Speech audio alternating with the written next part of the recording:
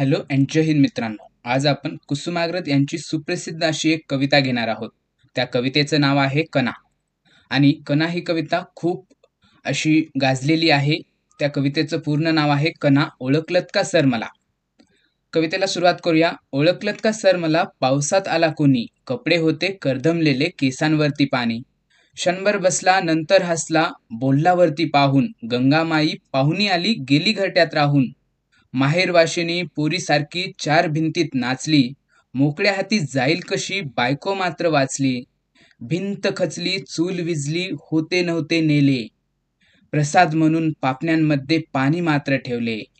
कारभारणीला घेऊन संगे सर आता लढतो आहे, पडकी भिंत बांधतो आहे, चिखल गाळ काढतो आहे. खिशाकडे हात जाताच हसत हसत उठला, पैसे नको सर जरा एकटेपणा वाटला. मोडून पडला संसार तरी मोडला नाही कणा, पाठीवरती हात ठेवून नुसते लढ म्हणा, नुसते लढ म्हणा. थँक्यू.